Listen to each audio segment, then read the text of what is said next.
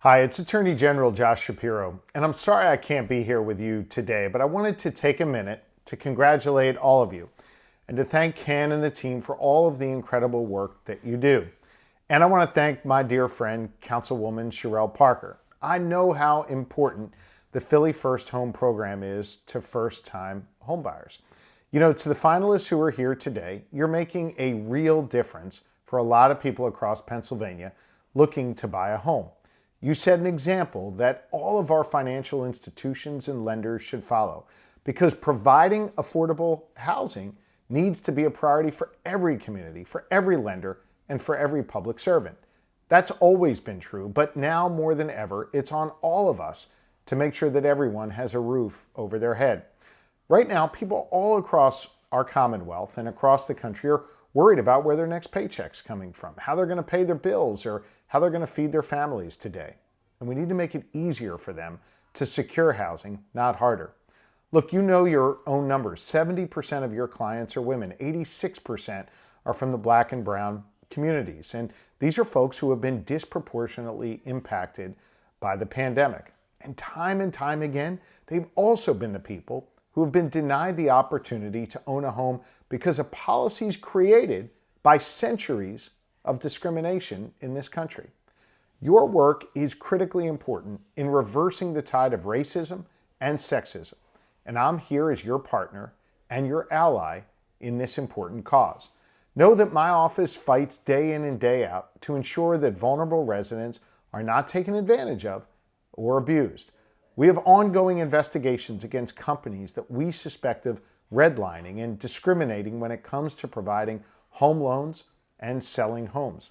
Look, I can't get into the details right now about all of our investigations, but I can tell you that we're talking with fair housing experts in the consumer advocacy space, in government, and in industry. And we are making progress, but we need your help. And the best help comes from the public and from you. It's why I asked all mortgage borrowers and home loan applicants in the Philadelphia area to file complaints with my office if they believe they've been victims of redlining or experienced irregularities when looking for mortgages. And it's why I'm making that same ask of you right now. If you have clients or know of people who have had trouble in the past, please direct them to us so that we can help. Unfortunately, many consumer victims of discrimination never know that they were discriminated against. That's why we depend upon the professionals who help the home buyer, housing counselors, realtors, and mortgage brokers to help us root out discrimination in our communities. Redlining holds neighborhoods back, and it holds entire communities back. It's pure institutional racism, and we're taking action to weed it out of the Commonwealth. But the only way we succeed is if we all work together. You know, we've also sued companies that scam and take advantage of people who are building their credit, who just want to own a home and be able to put a roof over their head for their families.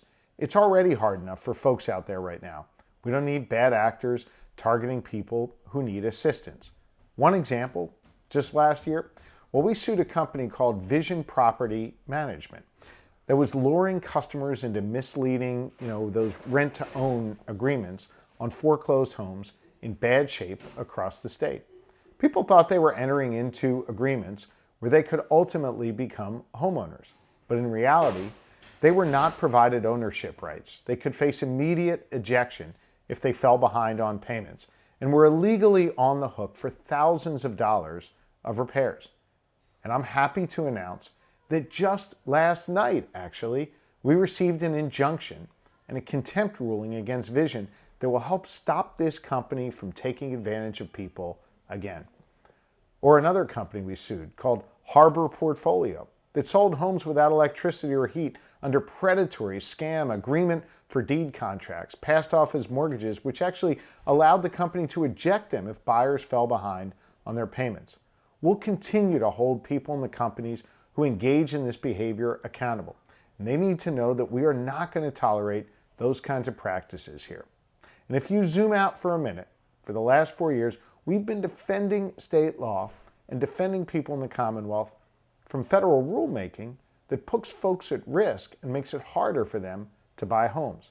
Look, last year the federal government actually tried to limit regulators' access to data from financial institutions and lenders, and then the U.S. Department of Housing and Urban Development tried to change the rules to make it more difficult for folks to pursue housing discrimination in court.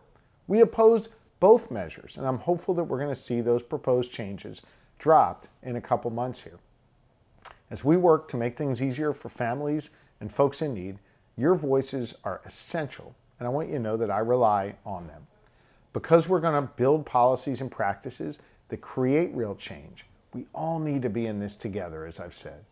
Your work expands opportunity, it breaks down barriers, and it ensures that a child has a roof over her head and a neighborhood block for her to play on. Everyone should have the same opportunities to receive credit and buy a home, no matter what they look like, where they're from, who they pray to, who they love.